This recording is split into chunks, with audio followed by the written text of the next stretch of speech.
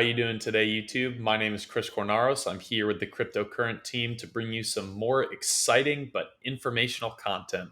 And today we are going to continue on our breakdown of the CNN article, answering 11. My brain stopped working. We are going to continue trying to answer 11 of the most commonly asked questions in cryptocurrency. That was a bit of a mouthful. I hope you can understand why I fumbled my words so poorly. But yeah, well, all right, we're moving on.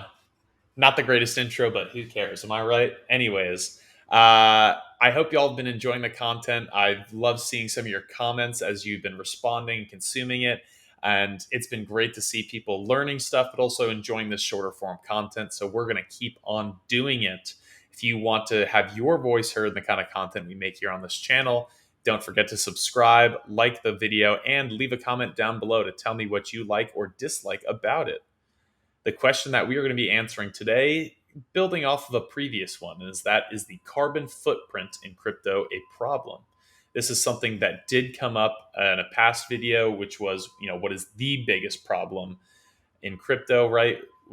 I briefly touched on it a few times, is that,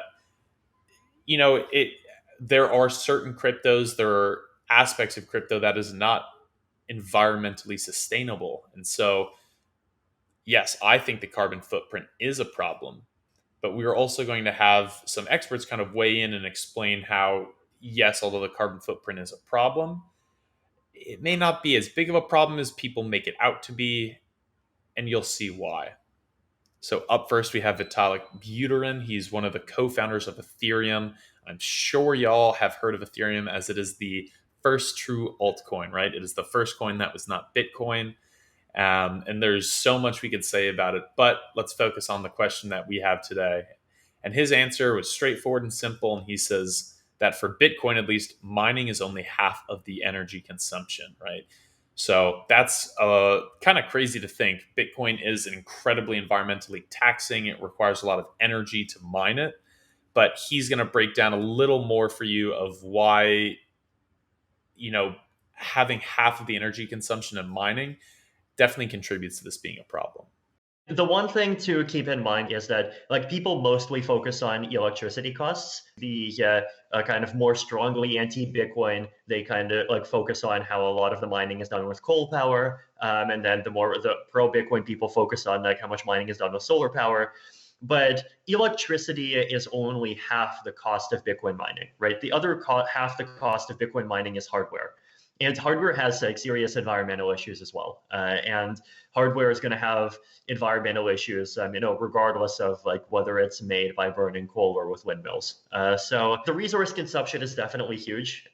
It's not the sort of thing that's going to, break the world by itself, but it's, definitely a significant downside. And so I just think that if we can have consensus algorithms that don't have these externalities like proof of stake, then we should.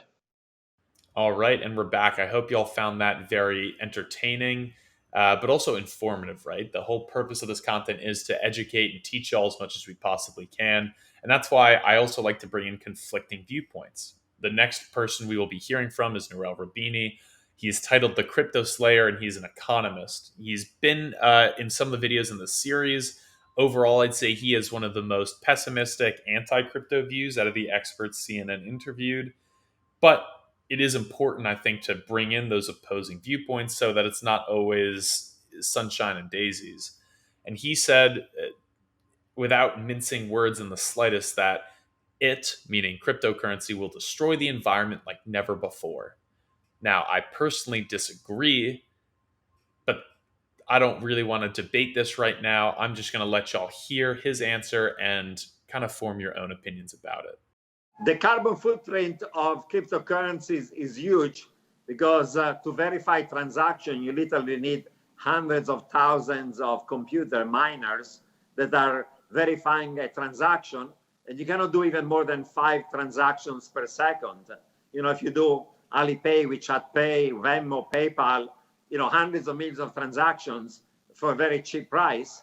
So the estimates have been that actually Bitcoin alone, and there are 10,000 other cryptocurrencies, but Bitcoin alone uses the same amount of energy as a middle-sized country like Switzerland or Netherlands or Argentina.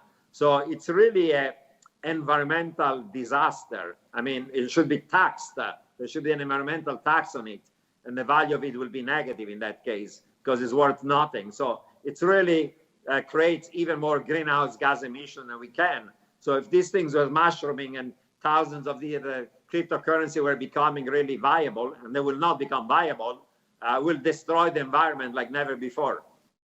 All right. Well, I wonder what y'all thought. And, if you have any particular thoughts about what he had to say, or maybe different routes we could take to kind of solve this problem, let me know in the comment section down below. But finally, we are going to have Raul Paul. He is a crypto bull like you have never met. 98% of this man's net worth is in crypto. And he had a very interesting take, actually. And I learned kind of a lot from this article in general, but this was one of the most informative answers for me. He said that the carbon footprint is a bit of a red herring argument because almost every coin besides Bitcoin uses less energy. And his big issue with the way this is always brought up, in the crypto space is that the biggest energy consumer is Bitcoin. And basically what he's saying is that if you look at all these other coins, they use less energy. Without me kind of spoiling or taking away from what he has to say, I'm going to pass it off to him so you can hear more, and I'll talk to you in just a few minutes. The carbon cost discussion is complex because it applies to Bitcoin more than it applies to others. Almost all of them use less energy. But for Bitcoin, the basic argument is it's incredibly valuable as a service or a protocol for money and value.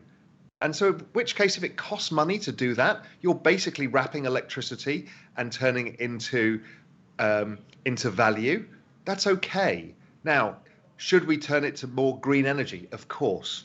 It's much more advantageous for a miner to use hydropower or geothermal. So that's good. But many other cryptocurrencies don't use much energy at all, depending on how they're built.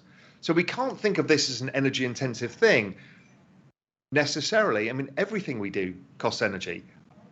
Speaking on camera right now has an energy cost. Everything we do in our lives, because electricity, we are in the electric age and the digital age, everything has a cost of energy. Right now, we make too much energy from fossil fuels. Over time, as we know, that's changing.